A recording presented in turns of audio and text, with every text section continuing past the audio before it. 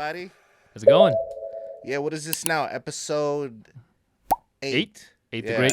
Yeah. it's hot as balls out here, bro. Yeah. We're in the heat wave now. Yeah, man. So hope everyone had a great 4th of July holiday. Yeah. And yeah, how are things going? Oh, Everything's cheers. good. Cheers. Iced coffee.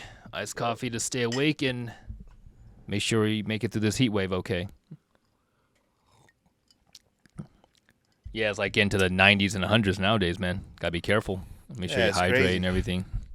But yeah, how are things? Good, man. Again, you seem busy. You're getting a lot of students now, man. We had our fundamentals workshop. Had it for a few hours. People came, trained well, trained hard. Thank you all who came. It was a really fun day, and yeah, people there had a range of backgrounds, so it was cool to see. And people who have a high level of skill, all the way to people who are just starting martial arts from different backgrounds. So it was a fun group. It was a fun group. Everyone was really open, receptive, and it's a fun time. Well, I'm sure everybody's coming in for many different reasons. Probably want to learn the benefits of Balintawak, and so some want to learn about the history, some want to learn about the self-defense. Yeah, because I guess there's always all those aspects to any art, right? So I love having this diverse group because I think a good martial arts curriculum should serve all those purposes in some ways, right? Do you have an age limit? Under 15. Under 15 for our public classes, yeah. So how do you feel about or over 15? Sorry, over 15. Over 15. Yeah. If it's under 15, they're not allowed to come to public classes yet. So how do you feel about different schools, different martial arts schools, where they teach kids that's really young? You think it's on the one hand, I don't. What were you saying? Go ahead. I'm saying, like, in my opinion, I feel like some of the age limits I kind of disagree with because their brain is not developed, right? But yeah, I think they should have. Like, to me, I think the age range should be at least maybe 12 or up or something like that. Yeah, and maybe depends on what you're trying to teach too. Because we know a lot of people who run these kind of schools, right? Correct, and they needed to pay the bills, right? That's just a practicality side of it too. Yeah, right? that's the one. That's the one reason for the stay on afloat is basically you gotta pay your bills no matter what. But I guess the question is what would you do to teach a 9-year-old martial arts, right? And have it be effective, and not just for the special, unique situation where the kid might just be uniquely gifted or uniquely committed, right? How do you can you teach an average kid martial arts, or is it more about developing them athletically, right? Developing them as people, being basically an after school teacher. And that's not even a disparaging thing to say, right? That's a very important role that we have. Mm-hmm. Well, when these kids that go to these schools, their one main goal is they want to have fun, right? Yeah, sure. So they're not there to become a soldier, a warrior, or some. I mean, you see some kids that do talk about stuff like that. Yeah. But a lot of times it's just their friend goes to it and they want to do it too, or they see that it's fun, and that's why all of us, and our future kids too. They all say the same thing, oh, I did it once when I was a kid. Yeah. And usually, you hear that all the time. Yeah, and it's and I think nowadays with it being a little more established, there's more competitive avenues for kids, kids BJJ, kids judo, some in Taekwondo, karate, all those competitive tournaments. So that's always a good way for a kid to, gain more discipline through practicing a martial arts sport, and a martial arts sport doesn't have to be taken away from the classical aspects at all. It's just one avenue of it. Right. Excuse me. And I'm sure for most of us, what was some of your early arts growing up when you were maybe teenager or younger? The earliest it was actually the typical Taekwondo. Right? Yeah, same. Yeah, because 14 started. I mean, it was very popular at the time. All my friends went to it, and it seemed like that was the norm to go to that. Because back in the days, that you know, it was like if you did some unknown martial arts, it's kind of like the parents are considered cheap, or like they're not willing to bring their kids to. It was more like a trend thing, I guess. Right. Yeah, that was my first art too. My first formal art, because it's it's one of the most popular arts in the world at the time, and I think it still is. Right? I think maybe other arts. I mean, kids still go to it though. Yeah, so it's fun too. Yeah, like you were saying, kids like to have fun. Like, which kid doesn't like throwing, jumping, twirling kicks? Right. And I think that's a good time to start to practice that, because it pushes you athletically. Right. So I think that's a very important thing to do. The funny thing is I have a friend that's like, he's a high level belt in Taekwondo, right? Right. And they had this audition where like you show off your martial arts to get like a part in a stunt thing for a movie or whatever, and he came in and he said, he's a high ranking black belt, right? Right. And the first thing the judge asked him was, was like, "Oh, I didn't know Taekwondo was for adults." And I mean, oh man, I thought it was funny at first, but I was like, "Damn, that's really offensive," because it's like you mean to tell me like like Taekwondo was still a martial arts, right? Oh, for sure. And yeah, I think it's been stereotyped to the point where they consider that as a kid's martial arts, right? I mean, he judged them wrong though. Like he called that judge up to demonstrate, and he was throwing all these crazy kicks. He's good, but it's kind of like them too, man. Like just like kung fu, they kind of get a little Taekwondo kind of get like backlashes from that as well. Yeah, no, that's just strange for me to hear, because like I guess also like when you look at these different action stars, not almost all of them, but like a good number of them have black belt in Taekwondo listed as a part of their resume, right? Like I believe actually I don't want to name any names yet, at least in the West, but like that guy who was the drunken master enemy in the first one. Oh, the Korean guy, right? Yeah. They called him like super kicker or something. Wait. What? The first one, the first movie. Oh, was he in that movie? He was like Huang something. Yeah, he was a Taekwondo guy. Yeah. He's still doing it. Like in his 80s, he's still throwing these like razor sharp side kicks, So but no, it was a cool art to do. Yeah. It was definitely a cool art to do as a teenager, when you have all that energy to jump and kick and try to really like push yourself with the stretching, and I'm really glad that I did. Dude, it's still valid, man. There's so many martial artists that benefits from it. Look at Donnie Yen. A lot of people might not know, but Donnie Yen is a Taekwondo guy before, Kung Lei. Yep.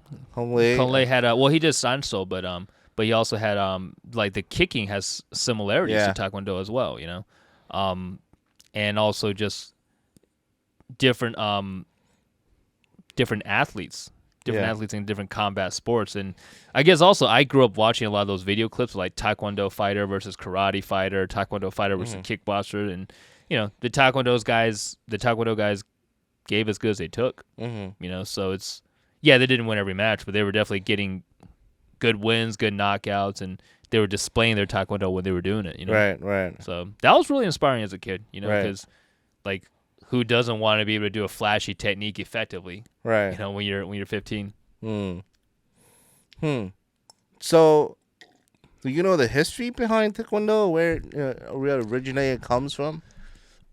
So it's. I mean, there's a lot of controversy behind where it comes from as well. You can start to make a lot of folks upset if you're not on a certain side in this discussion, right? No, to be honest, it's like, look, I don't claim that whatever I heard is true. I only say what I heard. That's essentially it. Yeah, like for me, I don't consider myself a Taekwondo expert by any means, right? I did it as a kid, and I still practice some of the movements. The lead leg side kick, other kicking motions are very valuable to what to how I practice, and how it gave me a good foundation early on. Right. But like when you're looking at the history of Taekwondo, there's, according to like certain authors, right? There's a strong military history with Taekwondo. right? Okay. The practitioners were involved in fighting wars like the Korean War or the Vietnam War. Yeah, so according to Alex Gillis, who he wrote that book called A Killing Art about some of the less savory history of Taekwondo, right? The Killing Art? A Killing Art. A Killing Art. Yeah, he talks about some of the beginning stages of the art and how some of the people who practiced it were able to use it on the battlefield and in the Korean War or Vietnam War to be able to kill enemies. Taekwondo? Empty-handed, yeah. Okay. Yeah, killing them with empty-handed strikes. That's the story. Mm-hmm. Right, so I heard about that book before, but I didn't know it was for Taekwondo. I thought it was like a Tang Sudo book or something like that. No, apparently it was in the book is about Taekwondo, and General Choi is one of the main people featured in it. Mm-hmm. Yeah, they talk about his early years, how he came up with the concept, and how some of his students down the line ended up representing it after he started the art. Mm-hmm. So and a little bit about the politics later on, how it became an Olympic sport and how it kind of changed into what it is today. Yeah, Mm-hmm. but yeah, it's interesting. Did it depict like stories about this person and how did he use it? Stories about him, stories about how he used it to overcome, different enemies who might have done wrestling or other martial arts as well. It talked about his influence from Shotokan karate and how that also ended up potentially blending with different indigenous Korean arts. Whoa. So you mean to tell me that Taekwondo is influenced from? All right, so guys, we didn't say this. Yeah, it's from Alex Gillis. He read it from a book. Yeah. Well, he would say that according to Alex Gillis, that General Choi, who's credited with starting Taekwondo, he had a strong influence from Shotokan karate. Yeah. Okay. Yeah. And I think maybe that's one of the reasons why, like Korean, especially Taekwondo, looks similar. Very similar to a lot of the Japanese arts in a way. I mean, it's there's definitely similarities in terms of, at least to me. Right? Yeah. I haven't practiced under a karate system, Mm-hmm. but just a lot of the ways of forms of practice. Like some of the displays of power, and to a certain extent, some of the sparring. Like some of the sparring when it comes to the two main organizations, the World Taekwondo organization versus the International Taekwondo organization. Right. So there's definitely different branches of Taekwondo have changed into different themes, but right. Yeah. So and also like that that main antagonist in the first Drunken Master movie, like there's some of his kicking tutorials online too, and they definitely seem similar, right, from what I see with karate systems. I never, to be honest, he was quite famous, and I remember like what my dad used to say. He's quite famous in China, and no, he was awesome. Yeah, and I was like, I didn't know he was Korean. I thought that was some kind of like kung fu kicking technique, and didn't know it was Taekwondo. Yeah, actually, like you seen the 5 Deadly Venoms? Yeah. Right, remember Scorpion? Yeah. That guy's a Taekwondo guy. Oh yeah. He's like a Taiwanese Taekwondo guy. So it's definitely got. Yeah, he's some always history. been in Shaw Brothers films, man. Yeah. It's definitely got some history in Shaw Brothers, right? Yeah. And don't they get like different karate guys too as well to fight to pretty star much in Shaw Brothers? Yeah. Didn't Sonny Sheba do it, or am I thinking about someone else? It wasn't Sonny Sheba. Sonny Sheba came out in the earlier, but this is one Japanese dude that he's been in a lot of Hong Kong films, but I don't know if it's Shaw Brothers though. He's quite famous too. He's a karate guy. Yeah, he was in. Take a look. You ever seen Jet Li's Fist of Fury? Yeah. Oh, the older guy. The older guy. The guy Remember that fought him? Yeah. That guy's good. Yeah, he's like a 7th degree or something. Yeah. He's like a legit high level black belt. Yeah. Right. Yeah. From like the older classical. Yeah. days, right? Yeah. No, he's good. You could tell. Yeah. Like, he must have been in his 50s or late 40s at least when that was being filmed. It was good. Wow. Okay. There's more cross pollination than I think a lot of folks who might see a Taekwondo school today. Yeah, a lot of folks might see. I think a lot of the martial arts is influenced or blended or rooted from some other system. Yeah. Like you see a lot of the Filipino martial arts folks too. Like a lot of them have a Japanese martial arts background. Yeah. Some of them might have a Taekwondo background. Yep. Some of them might have a Kempo background, Kung Fu background. So like, yep. And they all just kind of made it work for themselves. Because in practicing what they liked. And factor on top of that, the Bruce Lee craze from the 70s. So a lot of people were also doing it the way they might have seen from Bruce Lee. Yeah. So you do benefit Taekwondo for yourself as well, then. Taekwondo benefits. Yeah, Taekwondo definitely benefits, right? Like, and you too, right? Like, yeah, I use it for my Muay Thai all the time. Like, because when I spar, sometimes I'll throw spinning back kicks or like side kicks. Yeah. Definitely spinning kicks, 360 jumping kicks, which shouldn't work, right? But if you set it up correctly, it's high risk, high reward. Yes, it is high reward, like we were talking about. But if you know it, like if you do know how to bail out of it, if you do know how to kind of like flow between it, then it can you can still protect yourself from the risk to a certain extent. Right. And but yeah, like side kicks, some of the lead leg techniques, a lot of the transitioning between punching and kicking, that's definitely, for me, that's definitely a credit to Taekwondo. Right. Taekwondo, and later on boxing as well, Mm-hmm. And, some of those guys who would do Taekwondo, or at least in Southeast Asia, right? Or southern China, a lot of them were doing like kickboxing or boxing, some combination of those arts, right? Like there was a lot of that area of the world just seems to have a lot of striking, a lot of in-ring striking arts. Right. We talked about this before too. You remember Drunken Master 2? This guy named Ken Lo. Ken Lo, yeah. Right. Kickboxer, right? So he comes from a Muay Thai background. His story is very interesting, man. He was born in Cambodia, and then he lived in Laos, and then somehow he traveled to Hong Kong, and he became a bodyguard, like Jackie Chan's bodyguard. Okay. And then Jackie Chan noticed the way he can fight, because he was fighting. He was fighting in the ring. He was a kickboxer. Right. So Jackie Chan took notice of him and put him in his films, and they didn't. He pretty much became a really good on-screen fighter too. And what his background is basically Taekwondo and kickboxing. Yeah, it's interesting too, like the way those guys have been able to transition in that area. The way some of those guys have been able to transition between ring combat. You think Jackie Chan did Taekwondo? Because it seems like he does as well.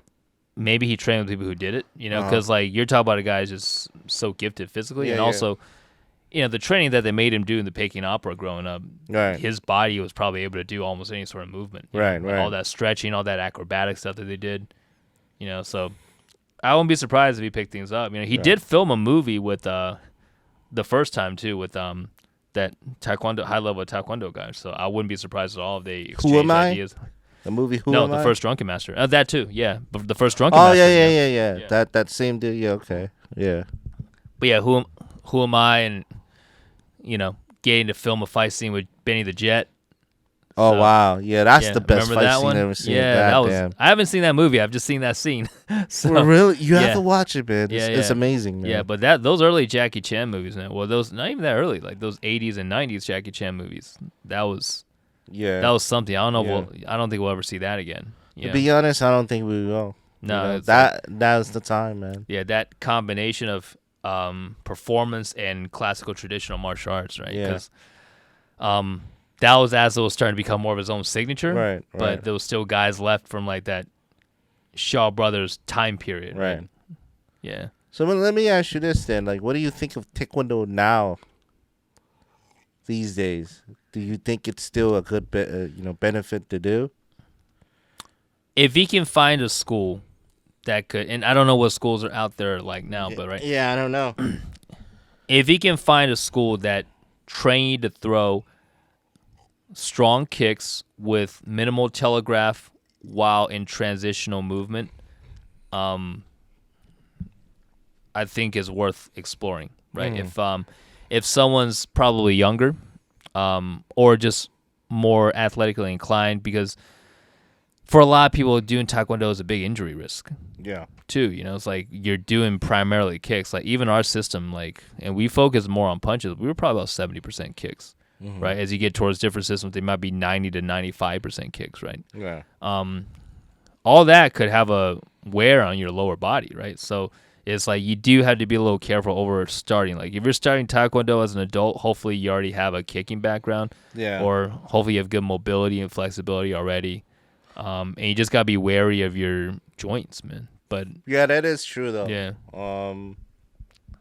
Yeah. But if you can, in my experience, in your experience, doesn't have to be similar to what someone else does, right? Like, I mean, the most important part, if you're doing a martial art, I think is so you can enjoy doing it. Yeah. You get good workouts from it. Your body changes over time from it, right? Well, I do see people, they take certain martial arts because it benefits their body, right? Just like, like speaking of which, different people with different body structures, like now, before I used to be a muscular kid and was very athletic. Now, as I get older, of course, I let myself go. But me, like, if you're I'm too good at cook, man. Right? That's what it is. So if I'm gonna, if I can continue my martial arts journey, I mostly would go towards like maybe some kind of Kali system or a grappling art or something, Yeah, like, and anything to you do agree mobility. On the body structure or the way you look could benefit a certain system, right? Like for a certain sure. system can benefit your body. Yeah, for sure. Like for me, doing Taekwondo is kind of funny because my limbs are short. Right. Okay. So so I feel like I had to. I didn't realize it at the time because it didn't feel like my limbs were short, right? Why do you say that? Why do you say your limbs were short? Because I've stood next to people shorter than me and my legs are the same length as them. Maybe you're the right size. They were they're not supposed to be. Well, because I don't know, because I've had friends who are like 6'5" and we're the same height sitting down. So so I don't know what's going on. Well, I mean, if you really think about it, man, just this the stereotype when Taekwondo is a Korean art, so I'm sure a lot of those Korean guys were like our height at the time, Yeah. So maybe that's why the footwork was maybe jumping. Maybe the art wasn't meant for those tall white kids or something. I don't know. And you were the right size. Yeah.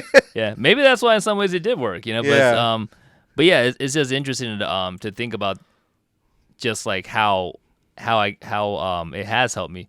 But and it's too like, I mean, we're joking, but I do remember a couple of kids who've come through when I was training Taekwondo who had long legs and they were agile. It's just like their kicks would just whiz over your head and it's like getting fanned above your head. It's like, oh man, thank goodness that missed. I feel a lot of them are clumsy, in my opinion, because I remember back then. A lot of tall, lanky fighters are usually more clumsy in their movement. It can be, but there's some guys I met who aren't. Yeah. Right? Some of those guys are gonna lay back and hit you in the stomach with a round kick, almost like a baseball bat. Yeah. Man. And they do it quick. But I'm sure within Taekwondo, there's different individuals who have different ways to use that Taekwondo based on their body type. Yeah. Because the rules apply the same to everyone. It does favor maybe certain body types more than others. But you're right. Because I do seen. I don't know if you ever seen this MMA fight. It was this big black dude fighting this Korean guy. And that Korean guy was like chubby, but then this black dude was like super overweight. And he kept throwing all these like Taekwondo kicks in the ring, man, and he won, bro. And he was really good. Yeah. And because you can't really, because when you look at him, I was like, I don't think he's gonna do anything, but just but as soon as he throw his feet, it was incredible. There's some incredible things to see. Yeah, it's always interesting to see that body type. Because I've seen I think I did see that Korean guy, and also like, excuse me, there's a black guy too in I don't know if he's in UFC, but it's definitely in MMA. But he can do all those like 360 jumping kicks. Is he a big dude, heavy set dude? Yeah, he I think that's the guy I'm talking about. He did a front flip after one of his wins. He just like bounced on the floor. Yeah, that's him. Yeah. That's him. Yeah, that's the one I'm talking about. And then there's like another guy from I think he was from China. He he wasn't doing taekwondo, but he was doing like all these agile movements, all these acrobatic like back handsprings, low stances, high kicks. Yeah. Yeah, that's always impressive when they can manage that, you know. Yeah. And someone like Sammo Hung as well, right? Yeah. So yeah. But yeah, so I guess like if the culture of martial arts is strong in a certain area, right? Like different body types can still do those extreme movements that you wouldn't normally associate with that. Right. It's crazy, man. Yeah. But I guess also, you know, again, that goes back to like, what if we had a culture like that? Right. That where it's like day to day people were doing those type of movements, right? Like, what if like the best basketball player in the country was also practicing like kicking martial arts seriously? You know, it's like what kind of crazy cool things might we see then? You know, like we might see Tony Jaa stuff in real life. You know, right. The closest that I've seen to almost looking like I'm watching a movie would be Kong Lee. Oh yeah. When I see his fights, it looks like textbook like movie spinning back kick. The scissor kick. I was like, wow, it almost like watching a movie. And you can see him set it up too, yeah, right? You can see him going for the leg kick, like, oh, the next one's gonna be the clean headshot, you know. So. And it's like, and people fall into it. Like he'll trap them and fall into it. I was just like, wow. There's a few guys like that. Like there's you know Michael Venom Page that we talked about. There's but there's other guys who are able to combine those high kicks with like a more textbook boxing style or kickboxing style, like Leon Edwards, the welterweight champ right now. Yeah. Alex Pereira, right? Who's able to you know, use high kicks to. He won his last fight by knockout. His thing is Muay Thai, right? Kickboxing. Okay. Kickboxing. So does he add kickboxing champ? Does he have like Taekwondo style kicks? He has high kicks. Okay. Yeah, but I don't think he has Taekwondo style kicks. Okay. I know Anderson Silva did have a Taekwondo influence as well. Right. Anderson Silva had that, and also he loved imitating Bruce Lee as well. Yeah. But I believe Anderson Silva actually had a Taekwondo background. Conor McGregor had a Taekwondo background. You know, so it's there in MMA and UFC, and in ONE FC, it definitely is there. I would never picture Conor McGregor doing Taekwondo, but he seems like he's just. I mean, I'm gonna say he just looks like a racist dude to be doing that. He looks like he drinks beer all day in the pub. But when I saw him do like those like wheel kicks, I'm just like, whoa. Oh yeah, that's how he opened some of his earlier fights. That's amazing, man. Yeah. Like, oh yeah, no, he was doing like triple front kicks and sparring. Yeah. I was actually surprised he could still like you know do it at his age at the time. But really, you know, like with that part, like I don't know if he is or he isn't when it comes to the racism stuff, but like historically, it's not like there haven't been people who were in that camp who did very well in martial arts too, you know. So wouldn't be. I don't know if he is or he isn't. I just don't. I just know that if someone's good at it, it doesn't mean that their you know, sentiments are a certain way, shall we say, you know. Do you think people with Taekwondo background can transition to different arts? For example, would be Ernie Ray Jr. Okay.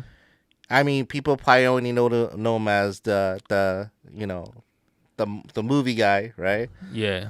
But if you know, he has a strong Taekwondo presence because of his dad and his upbringing, right? But what people don't know about years ago, I think this was like the early '90s when it was the first time seeing Ernie Ray Jr. get into the ring. Okay. And it's his first Muay Thai debut. Okay. Right. So he dabbled into Muay Thai, I think, within like a year or so, and then somehow he landed a fight. Okay. And I can't find that footage, man. Like I've been trying to find it, but I seen it a long time ago, and it's one of those like ESPN type like events. Yeah, well, they used to broadcast those like K1 kickboxing matches kind on of like ESPN too. It wasn't right? K1; it was a different name at that time. But yeah, that's how I watched Kung Lei. I don't know if it was that organization. But the ones with like the thick, heavy ropes. Yeah, right. Yeah. But when he fought, you could see his Muay Thai was on point.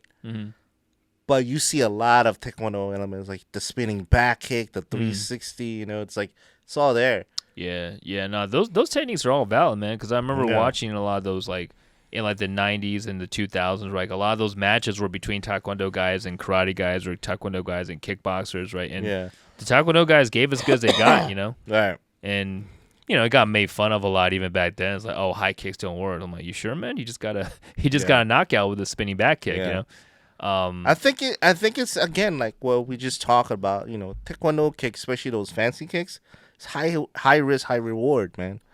So a lot of times people don't want to do it because if you make a mistake, you're done. Yeah, you have to train your body to a certain point before that technique's even a viable option. Yeah. I mean, that idea could extend into other martial arts too, right? It's like this technique doesn't work from Kung Fu or Silat or FMA or whatever. It's kind of like, well, maybe you just haven't practiced enough, right? Right. I mean, maybe it's being taught incorrectly, or maybe it is a made-up technique that doesn't work, but it's kind of like, maybe explore a little bit more before you throw it out with the bathwater, Here is the thing that what I see, and I always question it, because we as martial artists always question roots, right, and where it comes from, right? So I always like study or try to find if there's other arts out there that's so different, right? And more and more there are new arts that probably just came out or not well known enough. And when you watch these videos, especially like this one Indian art that I just saw recently, and they all have a similar kick. It's always that spin kick or a spinning side kick or whatever. And I'm always thinking like, I think this is influenced by Taekwondo, it's almost kind of like they know their art is not fancy enough. So they want to add some of that just to to get people to say, oh, okay, So with me, I understand why they do it, but then it almost feels like it's not real, Yeah, and because I see it in Silat sometimes, like I see guys just throw random spin kicks out of nowhere. I saw, you just remind me of this one girl. They were having a sparring contest. Right, and they were wearing the Silat gear, but they were moving almost like Taekwondo athletes, and her opponent charged in, and she just picked up her foot, right? Yeah, goes to lead side kick, drops her opponent. That's one of the videos that went viral. Yeah, right? Yeah. Of course, they had to pose. Yeah. That was cool though. So it's one of those things where it's kind of like, all right, just because she did that, does that mean she's no longer doing Silat, right? Right. So, but I guess it's like, to me, as long as it's a good technique and it can blend with your the principles of the art, so why not pick it up? Right. It's like if let's say a Wing Chun guy tries to do that, right? Like if you value efficiency and economy of movement and effective power, it's like, oh yeah, why not add that? I don't mind you picking it up. To me, it's just more. You have to be honest where it comes from. Sure. Yeah. I think there is a fear that if you do acknowledge that maybe it came from an outside source, that somehow it's tainted your art. But I don't think that's the correct mindset at all. Yeah. Remember last time you were talking about how there's certain video fighting games and that when we were on the episode we were talking about Kung Fu, and you were talking about how, what's that Kung Fu style called? Baji Chuan. Baji, right? Yeah. That a lot of fighting games use a certain technique, right? So how do you feel about the fighting games these days? Is it accurate? Like the way the whole motion capturing and everything nowadays? Nowadays, I don't know, man. Nowadays, I haven't. My most recent thing is like Dead or Alive or the recent Tekkens. That's It's still relevant though. But what I'm talking about is like the movements for these different characters. To me, I feel like it's almost exactly like the real movements from what you see in many different arts they do. Probably, yeah. I mean, just when I see them doing the solo movements, and then when I see them doing the combinations, I mean, obviously when it gets unrealistic is when they hit the guy, then they hit the guy again 5 feet later, and then they hit the guy again and they're like 20 feet in the air, right? Yeah. But no, other than that, like overall, I feel like their expression of that art is fairly true to like real motions. I mean, granted, it's like top athletes doing it, you know. Well, you play Tekken? Back in the day, I played like Tekken 3, Tekken 4, Tekken Tag. Damn, that's just really old. Yeah. Well, who's your favorite character? A tie between Lei Wulong and Hua Rong. You mean Jackie Chan and Bruce Lee? Yeah. Oh, well, wow. that was martial law, Yeah. but I guess Hua Rong would have been more Hua Rong, I'm sorry. Yeah, He's yeah. a Taekwondo guy. Yeah. I mean, I like sorry. martial law too, but He looks like a K-pop Taekwondo dude. Right? a K-pop biker. Right? Right, so but I like playing with those characters the most. Right. And Eddie Gordo is he's just fun because he can do all the flips. That's like everybody's favorite character. It's either Smash buttons. It's either Harang or Eddie Gordo because it's just they're like the easiest smash button character. Yeah. But he was one of my inspirations in Taekwondo too. Yeah. Wow. Even though he had a very different body type, he had the long legs and the short torso. Right. But yeah, I liked him. I like Lei Wulong. I liked Lei Wulong he's fun to play because he does different like animal forms and stuff like that. Wow. Okay. And when he does the drunken form, it's really funny. Right. Yeah, but those are my main favorite ones. Right. And let me think. There's some characters that I occasionally like to play around with, like Jin, Hayashi. Yeah. Those guys, just because they're like strong, powerful characters. To me, it's kind of like this. I might be wrong for saying this, but when I play Tekken, I'm always trying to find the authentic martial arts source in these characters, right? Mm-hmm. So when I pick characters like Jin or stuff like that, it just feels like it's like that's more like an anime karate. It's not like I guess that's how they give their reasoning is that this is this family style karate. So they give themselves a little leeway to be like, all right, this is. If something seems different, it's like, that's from the family style. That's probably the backstory they give them. So I had a client one time come to me, and he said he wants to do stunts, right? So he has no martial arts background. Okay. But he said he learned a lot of his moves from video games, right? All right.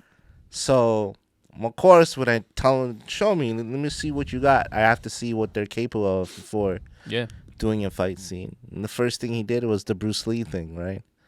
So I was like, all right, it must be martial law, right? Yeah, or forest law. Yeah, forest law, yeah. So, and he has good movements, good mechanics behind him. And so it was easy for him to transition to like real fighting, after he did like screen combat with me, right? I introduced him to Muay Thai and all these different types of arts from different people, and it was easy for him to transition into it. Okay, because he already had it in him. Right. So I asked him, how do you learn all this stuff? Like, what do you do? Right. So you can't just sit there and just it's not like that Thai movie Chocolate where she absorbs all these different Bruce Lee movies and all of a sudden you ever seen Chocolate? I've seen Chocolate, and remember that show back in the day, Heroes? Yeah. One of the characters there could do it too. Like she's just like sitting at the kitchen counter making food for her little brother, and she watches WWE, and all of a sudden she just watches it, and she just knows. She knows how to move like Rey Mysterio. Right. So he said, he was just so fascinated with the different characters. He started to watch their movements, and then he would try to like practice on those movements, because in his head it's like, look, it's the motion captures from real fighters, real martial artists. So why can't I emulate that, or try to practice? He sounds like a pretty athletically talented individual, not just physically, but like mentally too. Like he's able to see it and process it, right? So, a lot of martial artists be like, man, get out of my face, man. But I see that as talent, in my opinion. How do you feel about people? Can a person learn martial arts through online or like actual video games and stuff like that? How do you feel about that? They can, but I wouldn't trust them as an authority on that martial art. Yeah, of course. I think that's the fairest way to assess it, right? Because maybe their kicks are legitimately strong and able to hit. Maybe their punches are legitimately strong and able to hit. But if I'm gonna listen to you on a martial art, it's beyond just like being able to do the movement right. Being able to represent that art, there's some other things to it. Right. And being able to do is a part of it. Right. right? Like I wouldn't necessarily see someone as more respectable just because they know the history or something, but maybe they can't do the movement. Yeah. Right. Even though those people have their place too. Yeah. But being able to do the movement is just one part of being able to like really be taken seriously as a person of that art. You know? Well, he, at least he told me the truth. Like he's not. He's by far he's not a martial artist. He doesn't see himself. Yeah. But I think that's perfectly he fine likes then. cosplay and he likes and he just want to learn to do all those moves just so he can like showcase it. Yeah, that's perfectly valid. Yeah. So why not? And have fun with it. Yeah. I mean, he always brings it up that I was like, oh, you're so good. Where you learn this from? He says from video games. You know. I just look at a person like that and think just like, if I saw a person like that, I'd probably just like, man, imagine how good you'd be with serious instruction, like from day one is what I mean, right? Like if you actually went to like a Muay Thai school or if you actually went to like a Taekwondo school or karate school or whatever the case may be. Didn't Jim Bones say at first he learned his stuff from online, from YouTube videos? Jim Jones? Yeah. Jim Jones. The 300 guy? Yeah. The Jim Jones? The guy from UFC. What's his Johnny name? Bones. Yeah. Johnny Bones Jones. Yeah. Yeah. Because like, just to clear up a little confusion, we're not talking about the infamous Jim Jones. We're talking about the guy who calls himself Jim Jones after the 300 trend. Jim as in GYM, as in Jim, right? Mm-hmm. That guy was a self-taught trainer, from my understanding. Mm-hmm. But yeah, the guy that you're referring to, John Jones, Johnny Bones Jones, right? He says that he was able to pick up moves from watching video games, from watching YouTube. Yeah. And in his case, I probably would believe that. Uh-huh. But with him, he's an exception, and this is why I say that. He's got an older brother, Arthur, and he's got a younger brother, Chandler. Both of them are NFL-level athletes. Wow, yeah. Chandler is probably one of the top people in his position during the time that he was playing. It's probably in his bloodline. They're all athletes. Yeah, top-level athletes. So kind of going back to what we were talking about earlier, right? Like, what could we see if we had the best athletes in our society doing these martial arts, right? What kind of crazy creative things might we see that's still effective because they're just so good at what they're able to do, right? Yeah. But even John Jones, he had a college level wrestling resume. Yeah. Okay. So it's so you're talking about a serious athlete himself, on top of having, top level family bloodline in the art, in athleticism. And he said that his older brother Arthur is still a big influence when he still trains, Yeah. So that means that Arthur probably knows some martial arts too, just from being around his middle brother John. Right? So that's so I guess what I'm saying is like it can happen, but you probably have to have exceptions like your friend or your client and like John Jones. Right. Anderson Silva too. Anderson Silva is probably one of those guys who could watch it and pick it up. Isra Desna probably gets a lot of inspiration from anime, and he's one of the few guys who can actually effectively utilize anime inspiration. A few, okay? Because I've seen a lot of those anime dudes out there that tries to do martial arts, and it just looks like anime. Well, most of those guys just think about someone like Isra Desna, right? Think about how unique of a talent someone like that is. Yeah. Like, you're talking about a guy who's like... I believe it's because his upbringing made him struggle to, because, I believe that his struggles are almost the same as Pacquiao's struggle. They were all they were at trenches at one point, and you need, they have to, if they want this so bad, they have to like study hard for it, man. Yeah, well, Pacquiao had a different situation because Pacquiao struggled economically. Yeah. Pacquiao struggled financially. Yeah. But there is a case with Adesanya where he was a fish out of water, being a Nigerian kid in New Zealand. Yeah. And physical talent or not, he still had to struggle through those early days. So yeah, definitely. And anyone who makes it to that level deserves all the respect in the world, regardless of talent level. But like, if you look at a guy that you're talking about, a guy who's 6'4", has a long reach, big hands, still light for that height. Right, and hits with good speed, hits with good power. I mean, a lot of that skill also, right? But you're talking about a guy who has all that ability and also spent a lifetime training this stuff to where he's a world-class level kickboxer, now world-class level MMA fighter. So if a guy like that wanted to get inspired by anime, yeah, he could probably take, almost anything and make it work. Short of like a Hadouken, like he probably can't make that work. But a lot of those moves he sees in cartoons, yeah, he probably could get that to be effective. Yeah. There's another guy that this other guy that he uses like a anime to influence. I forgot what his name was. I think it was called Force something. He's Jamaican though, and he comes from a Tiger Showman background, but he's a UFC fighter. Aljamain Sterling? No. He's a black dude. Yeah. I don't think you're thinking about Michael Venom Page, right? Because that was a kung fu guy. Although he did throw a Pokemon ball at someone after he knocked him out. I feel like he learned that from, because I seen this guy did a spinning heel kick, and he was part of the Ultimate Fighting, the show. Uriah Hall. Yeah, Uriah Hall. Yeah. Uriah Hall is amazing. I feel like he did the first Hadouken though. Well, that was in Celebration. Yeah, that was just as a celebration. That wasn't as a real technique. But you notice, like when he started doing that, everybody started copying that Hadouken. Maybe. Yeah, I can imagine that. I mean, that was a super clean. That was like a movie knockout. Yeah, man. That was you were afraid for that guy for a while. Yeah, my friend Ricky, he's actually good friends with Uriah Hall. They hang out. Oh wow, okay. And when he comes to New York, because originally he's from New York. He's from Jamaica, Queens, I guess. Okay. And somehow I don't know how Ricky knows him, but then they just know each other. No, I love watching Uriah Hall, man. Like he's one of those guys. Like, unfortunately, he never was like a top guy for any amount of time. But I don't. What happened to him now?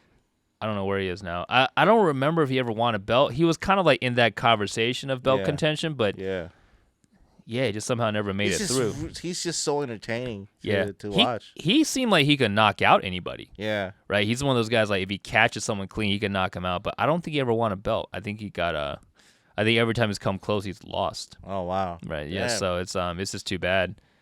Some of it might be psychological. Some of it might just be they exposed some, weakness in his game. But dude's obviously, top of the line. But yeah, that knockout. So now you're telling me that you do feel that them learning from a video game or a movie, they can do it. They're able to fight. I think if you're able to do that, because it's like, well, here's the thing, like all those things inspire us all the time, right? Yeah. Like I would love to, like, if we had a chance, I would love to play some Tekken. Yeah, right. Of course. Even now, right? So I would love to watch like Jackie Chan stuff or Shaw Brothers stuff, right? But it's like what someone gets out of those media sources depends on their experience level in the arts, right? Maybe someone doesn't have formal martial arts training, but they've been in a lot of fights growing up. Yeah, there's stories about guys like that too, right? Yeah. They're able to improvise their own fancy movements. Yeah. To be able to be effective because they have some experience and they're willing to. So they have a solid reference point. And they just kind of take what they see and practice with it. But yeah, if someone just kind of grows up being sedentary and hasn't gotten into any altercations and hasn't done any really physical activity, and they try to do it, it's probably not going to go as well. Yeah. Compared to like say like someone grew up playing soccer and then basketball and then wrestled and.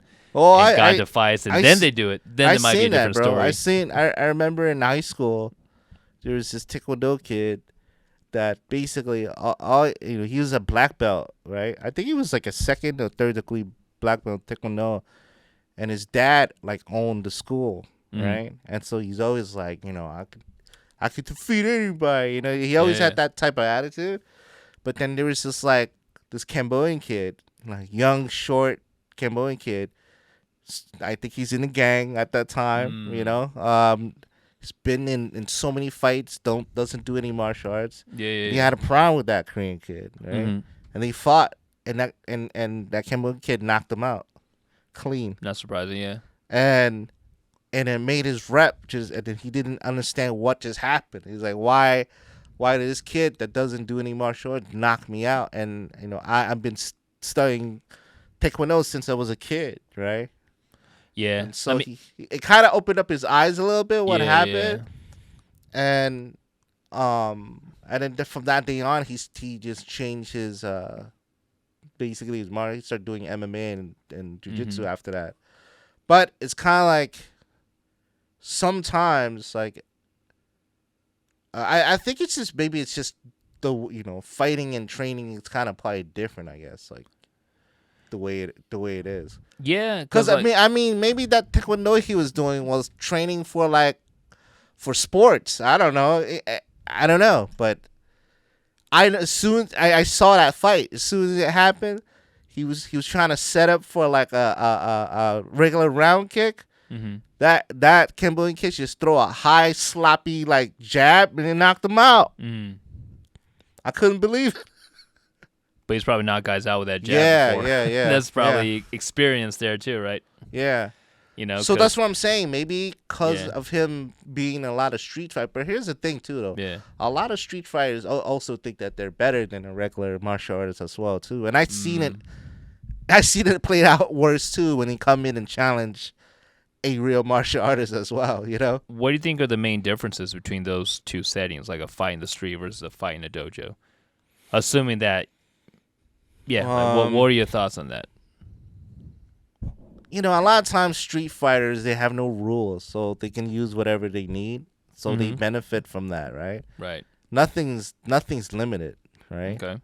But for a martial artist, I don't know. It depends on what kind of style they do too, I guess. Yeah. And certain limitations, if either they do sports martial arts or self-defense or whatever it is. But I guess at the end, I actually don't know, man. I don't know how I feel about that, actually. That's kind of a weird question for me to think of. But yeah. All I know is just it probably depends on that person. Like that street fighter probably had a lot of fights. Okay. And that martial artist probably has to have some kind of fights in him for him to be able to be in line with him or something like that. I don't know. Yeah, and I guess it depends on the person too, right? A lot of guys who have street fights also train in martial arts, right? It depends on the training that they do, I guess. Yeah. I mean, what do you feel about that? What? Well, I've trained with guys who've been in street fights, right? And a lot of the times those guys tend to go more towards the boxing MMA route. Okay. Right? And the Filipino martial arts route. But the Filipino martial arts route also kind of blends a lot of those aspects of boxing and MMA. Okay. Right? There's a few that I met that have done Kung Fu.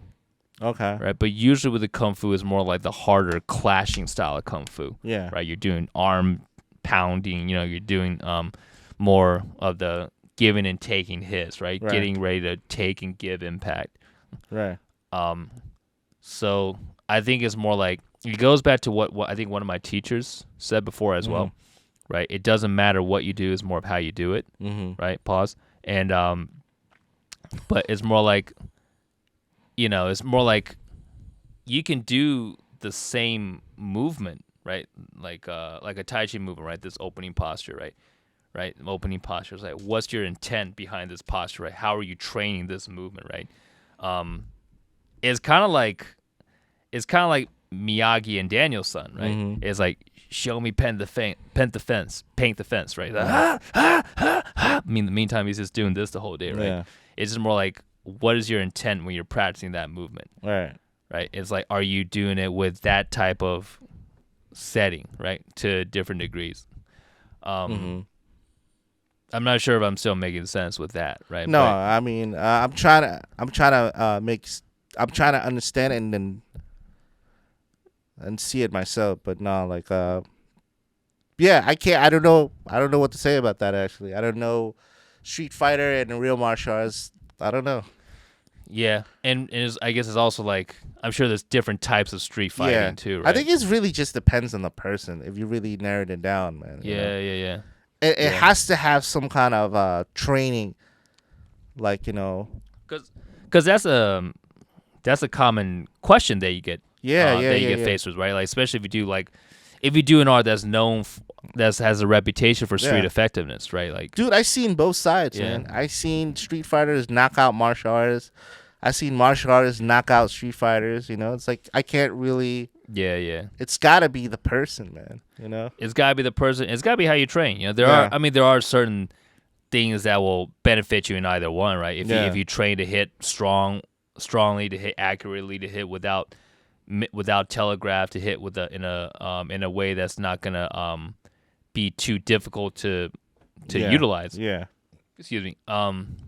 Then chances are you'll have benefits in multiple areas, right? Whether it's for health, conditioning, learning the art, being effective in whatever self-defense that you might be in. Mm-hmm. Excuse me. But yeah, I understand how there might be a bit of there's like an eagerness to know. It's like, oh, this martial art technique, how does it help in a street fight, right? Yeah. And what I've heard people say is, people who have done both, who are experienced in both areas, the martial arts and different real life altercations, is there's never any guarantee. Real life is a lot faster and a lot more urgent than you might expect it to be. Mm-hmm. There might not be room in a more of a real life altercation. Yeah, that's something to think about. So, all right, man. So, I think we're done. There's another topic that we can bring up for next time. Oh, yeah, sure. So, again, guys, thank you for watching. Like and subscribe. Yes. Anything you want to say before we go? No, man. Stay cool this summer. Just loving the teaching part of this process as well. Yeah. Thank you guys for watching, though, for real, because, we just got to keep going with this. Yeah. Hope everyone enjoys the show. Hope it helps maybe inspire some of you guys with practice or any sort of pursuing these arts. And I guess that's why we're here, right? Yeah. We like to share our passion for these arts, what our experiences have been, and try to see what else is there to kind of connect with, right? Because it's always out there. Yeah. Yeah. All right, guys. Yeah. Goodbye. Later.